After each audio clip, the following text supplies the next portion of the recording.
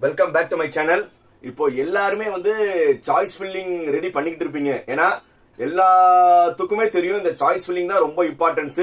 அது பிரகாரம் தான் வந்து நினைச்ச காலேஜ் நினைச்ச குரூப் கிடைக்கும்னு நிறைய ப்ரிப்பரேஷன் பண்ணிட்டு இருப்பீங்க. நிறைய யூடியூப்ஸ் என்னென்ன அனலிட்டிக்கல் யார் யார் பண்றாங்களோ ஒருத்தர் விடாம எல்லா யூடியூப்ஸும் நீங்க பார்த்து மேபி தெளிவா இருந்திருக்கலாம், மேபி கன்ஃபியூஸ் ஆயிருந்திருக்கலாம்.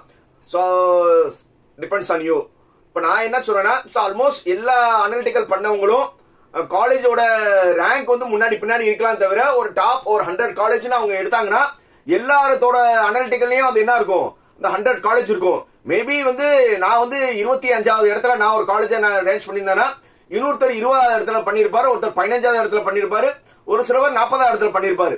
ஸோ அதனால வந்து அந்த காலேஜோட பொசிஷன் வந்து முன்னாடி பின்னாடி இருக்கும் தவிர ஒரு டாப் 100 காலேஜ் எடுத்துக்கிட்டாங்கன்னா எல்லா யூடியூபர்ஸும் அனலிட்டிக்கல் பண்றது ஆல்மோஸ்ட் வந்து அந்த 100க்குள்ள சஃபல்ல இருக்கும். பட் சிம்பிளா நான் என்ன சொல்ல வரேன்னா, நீங்க ஒரு டாப் ஒரு 100 காலேஜ் நீங்க எடுத்துக்கிட்டீங்கன்னா ஆல்மோஸ்ட் எல்லாரும் சொன்னதும் உங்களுக்கு ஒன்னா தான் இருக்கும்.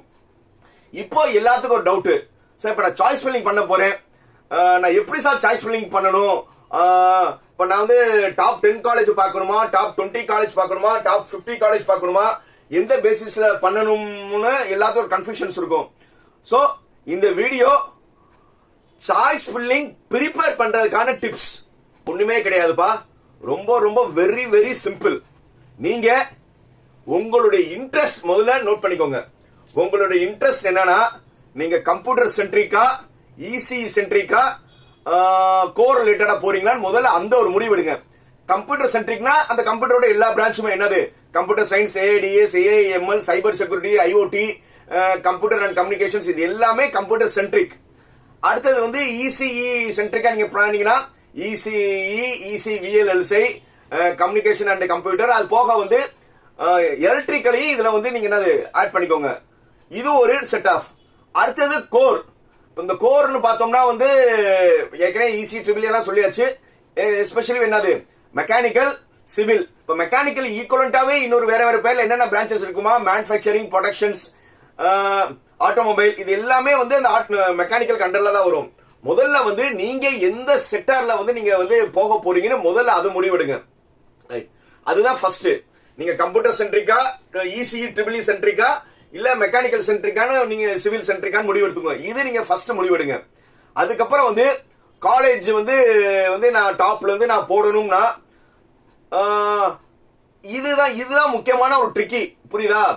ஃபர்ஸ்ட் ரவுண்ட் ஸ்டூடெண்ட்ஸ் வந்து நீங்க யார்ட்டையும் வந்து சாய்ஸ் ஃபில்லிங்காக நீங்க டிஸ்கஸ் பண்ணணும் அவசியம் கிடையாது. ஏன்னா வந்து ஆல்மோஸ்ட் வந்து நீங்க 179 வரை வரீங்க. சோ அதனால யார்ட்டையும் வந்து நீங்க வந்து சாய்ஸ் ஃபில்லிங்காக போகணும்னு அவசியம் கிடையாது. ஒரு 10-15 காலேஜ் குரூப் பண்ணாவே உங்களுக்கு எல்லாத்துக்குமே கிடைச்சிடும். அது எப்படி சார் சூஸ் பண்ணணும்னா, ஃபர்ஸ்ட் எல்லாருமே ஃபர்ஸ்ட் கனவு என்ன இருக்கும்னா, ஆப்வியஸ்லி என்னது சென்னையில இருக்கிற அண்ணா யூனிவர்சிட்டி கிண்டி கேம்பஸ், அடுத்தது எம்ஐடி கேம்பஸ், அடுத்தது எஸ்எஸ்என். இந்த 3 தான் வந்து 195க்கு மேல, அதாவது 190க்கு மேல இல்ல, ஈவன் எல்லாத்தோட கனவு இந்த 3 காலேஜஸ் தான்.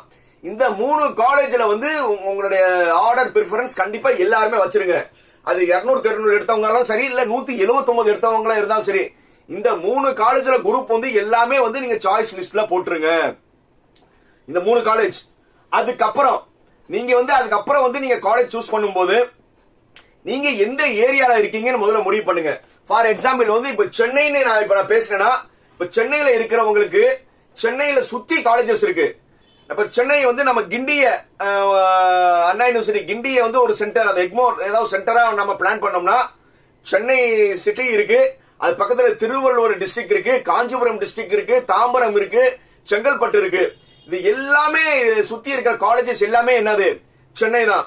இப்போ இதுல இனிமே சாய்ஸ் ஃபில்லிங் போடுறவங்க மெயினா நீங்க டிசைட் பண்ண வேண்டியது, சார் நீங்க ஹாஸ்டல்ல போறீங்களா, டே ஸ்காலரா போறீங்களான்னு பாருங்க.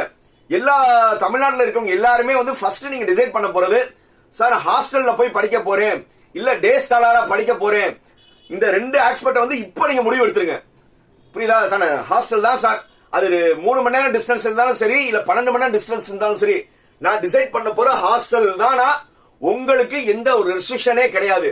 நீங்க ஹாஸ்டல்னா சவுத்ல இருந்து நீங்க சென்னையிலையும் போனாலும் ஹாஸ்டல் தான், கோயம்புத்தூர்ல போனாலும் ஹாஸ்டல் தான், மதுரையில இருந்து நீங்க திருநெல்வேலியோ சிவகாசியோ எங்க போனாலும் ஹாஸ்டல் தான். ஹாஸ்டல் முடிவு பண்ணிட்டீங்கன்னா உங்களுக்கு நோ ரெஸ்ட்ரிக்ஷன்ஸ், எந்த காலேஜும் போடலாம். இப்போ டே ஸ்காலர் இருக்கு. இப்போ டே ஸ்காலர் சார் நான் டே ஸ்காலர் தான் பிளான் பண்ணிருக்கேன். அதிகபட்சம் வந்து 50 கிலோமீட்டர்ஸ் வரை வந்து நான் போயிட்டு வந்துருவேன். அந்த மாதிரி ஏன்னா எங்க ஜோன்ல வந்து எல்லாமே பஸ்ஸஸ் வருது சார். அப்படி பிளான் பண்றவங்க இவங்களுக்கான பாயிண்ட்ஸ் நல்லா நோட் பண்ணிக்கோங்க. இப்போ நான் ஒரு எக்ஸாம்பிளுக்கு சொல்றேன். இப்போ சென்னை ரிலேட்டட்ல இருக்காங்க. சென்னைனா என்னென்ன இது சொல்லியிருக்கேன். சென்னை, திருவள்ளூர் டிஸ்ட்ரிக்ட், காஞ்சிபுரம் டிஸ்ட்ரிக்ட், செங்கல்பட்டு, தாம்பரம், இது சுத்தி தான் எல்லா காலேஜஸ் இருக்கு. இப்போ சென்னை பையன் வந்து ஒரு காலேஜ் டே ஸ்காலர் பையன் சூஸ் பண்ணணும்னா இந்த 3 காலேஜ் நீங்க முதல்ல போட்டுருணும். அதுக்கப்புறம் வந்து ஒருத்தர் ஆவடியில இருக்காரு, இல்ல ஆந்திரா பார்டர்ல வந்து ஒருத்தர் இருக்காரு, ஆந்திரா பார்டர் திருவள்ளூர் ஒருத்தர் இருக்காரு. இப்போ வந்து டாப் 20-25 காலேஜ் சூஸ் பண்ணும்போது அவர் வந்து என்ன செய்யக்கூடாது, தாம்பரம் ஸ்ரீபெரும்புதூர் சைடுல வர்றது மீனிங்லெஸ். ஏன்னா அது அவரோட டிராவலிங் டைமே என்ன அதிகமாயிரும். ஏன்னா இந்த 3 காலேஜ் ஓகே. அதுக்கப்புறம் வந்து நம்ம இப்போ வந்து காலேஜ் பேர் சொல்றது தப்பே கிடையாது.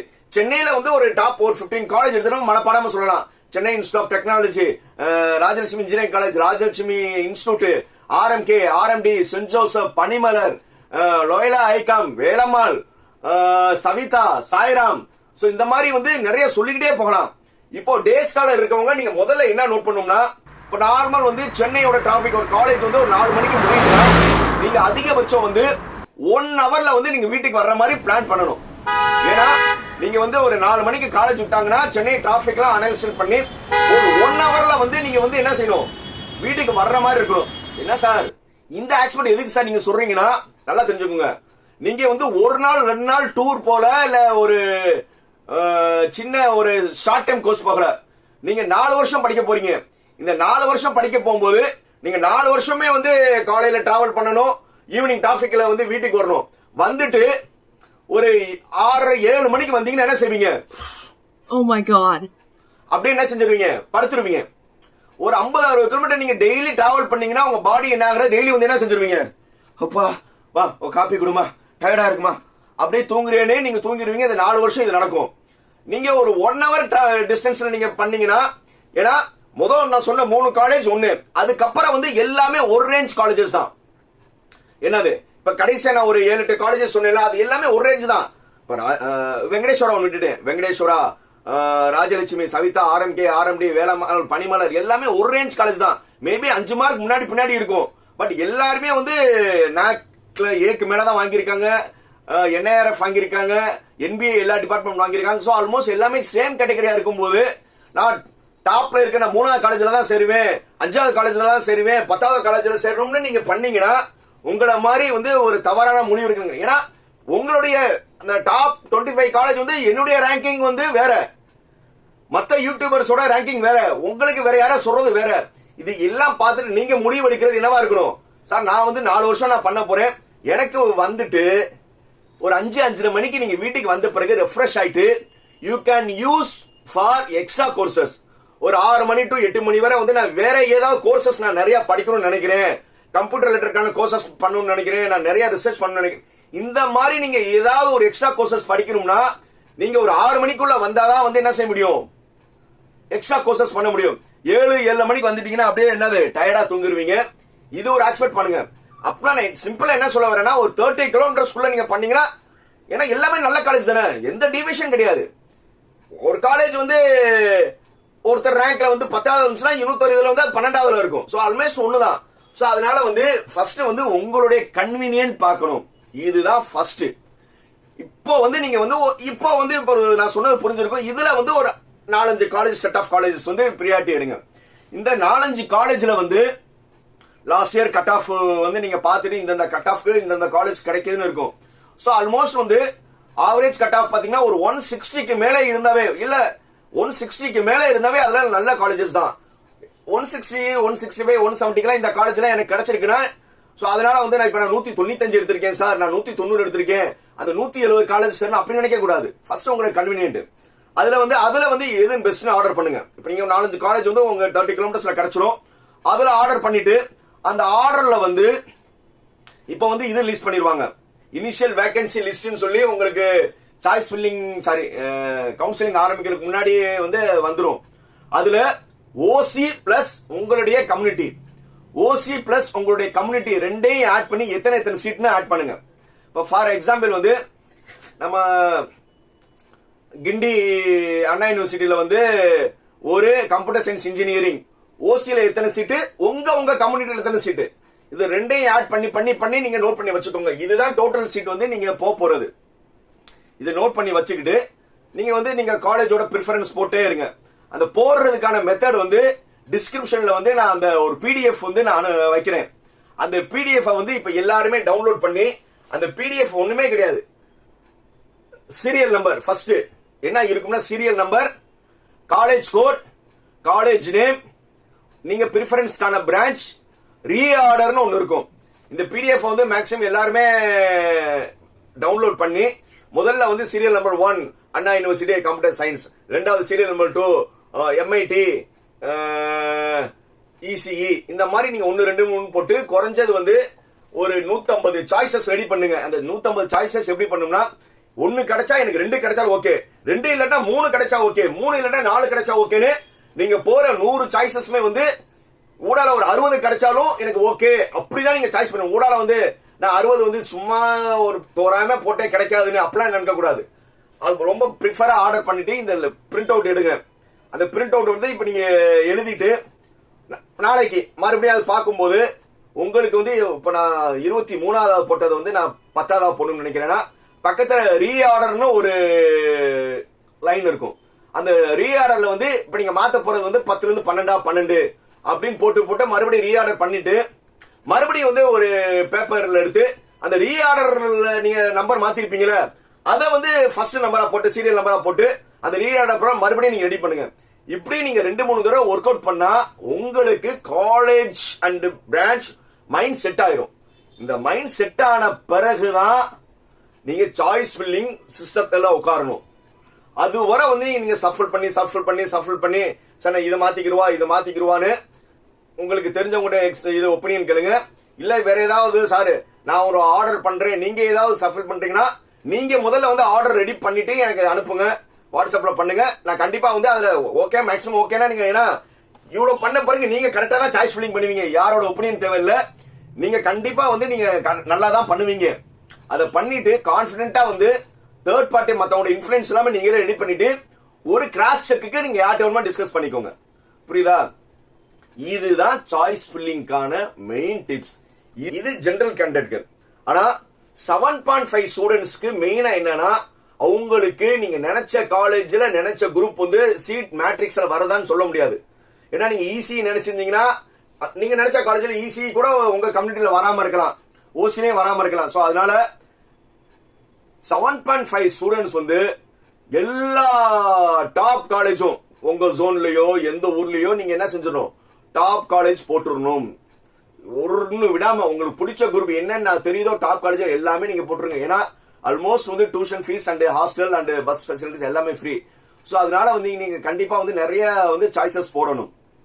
இப்ப நான் எக்ஸாம்பிள் சொன்ன மாதிரி சென்னை சொன்ன மாதிரி தான் கோயம்புத்தூர் சொன்னோம். கோயம்புத்தூர் ஜோன்லயே வந்து நீங்க வந்து கோயம்புத்தூர்னா ஜோன்னா என்னது, கோயம்புத்தூர், சேலம், திருப்பூர், ஈரோடு, இது எல்லாமே கோயம்புத்தூர் ஜோன். இப்ப மதுரை ஜோன்னா மதுரை, திண்டுக்கல், தேனி, ராம்நாடு, விருதுநகர், இது எல்லாமே வந்து மதுரை ஜோன். சோ இந்த மாதிரி ஒவ்வொரு ஜோன்காரவங்க வந்து நீங்க டே ஸ்காலரா ஹாஸ்டலா முதல்ல முடிவு எடுத்துட்டு அதுக்கப்புறம் வந்து நீங்க இந்த மாதிரி நீங்க ஒர்க் அவுட் பண்ணீங்கன்னா சாய்ஸ் ஃபில்லிங் நீங்க தப்பு பண்ண மாட்டீங்க. என்னுடைய எண்ணம் வந்து சாய்ஸ் ஃபில்லிங் நீங்களே போடணும், நீங்களே முடிவு எடுக்கணும், யாரோட இன்ஃபுளுன்ஸும் இருக்கக்கூடாது. Even my self. நீங்க ஏன்ட்டையும் நீங்க என்ன செய்யக்கூடாது, சார் நீங்க ஒரு நல்ல காலேஜ் சொல்லுங்க சார், உங்களுக்கு எது சார் நல்ல காலேஜ் நினைக்கிறது நீங்க ஏன்ட்டையும் கேட்கக்கூடாது. ஏன்னா உங்களுடைய வாழ்க்கையை நிர்ணயிக்கிறது நீங்களா தான் இருக்கணும். இது பத்தி உங்களுக்கு ஏதாவது டவுட் இருந்துச்சுன்னா எப்பவுமே என்ன கால் பண்ணலாம். எனக்கு போன் பண்ணவங்க எல்லாத்துக்கும் தெரிஞ்சிருக்கும். நிறைய பேர் வந்து இந்த சேனல் பாக்குறவங்க வந்து எனக்கு நிறைய பேர் கால் பண்ணிருக்கீங்க. யாரோட காலையும் வந்து நான் அட்டென்ட் பண்ணாம இருந்ததே கிடையாது. இன்கேஸ் நான் அந்த ஏதாவது ஷூட்டிங்லயோ இல்ல வேற வேலையில இருந்தா நான் அட்டென்ட் பண்ணேன்னா கண்டிப்பா நானே வந்து உங்களுக்கு நான் திருப்பி கால் பண்ணி கண்டிப்பா வந்து உங்களுடைய சந்தேகத்தை வந்து டவுட் கிளியர் பண்ணிருக்கேன். அப்படி இருக்கிறவங்க கமெண்ட்ல போடுங்க. போக அதே மாதிரி எந்த டவுட் இருந்தாலும் சாய்ஸ் ஃபில்லிங் ரிலேட்டடா எப்போ ஒருமாலும் இதை போன் பண்ணலாம். போன் பண்ணதை நான் கண்டிப்பா எடுத்துருவேன். இன்கேஸ் நான் எடுக்கலன்னா மிஸ்டு கால் பார்த்துட்டு நானே உங்களுக்கு கூப்பிட்டுருவேன். அதுக்கு மீறி ஏதாவது டவுட் இருந்துச்சுன்னா சார் வாட்ஸ்அப்ல நீங்க வாய்ஸ் மெயில் கூட வந்து எனக்கு பேசுறீங்க, நான் கண்டிப்பா ரிப்ளை பண்ணிடுவேன். சோ வந்து நான் கண்டிப்பா ரிப்ளை பண்ணாம இருக்க மாட்டேன். உங்களுக்கு ஏதாவது சந்தேகம் இருந்தா மீண்டும் அடுத்த வீடியோல இதோட இன்னும் கொஞ்சம் டீடைலா பேசுறேன். அதுவரை என்னது எப்போ நான் சொல்ற மாதிரி என்னது like, comment, share, subscribe. Bye by.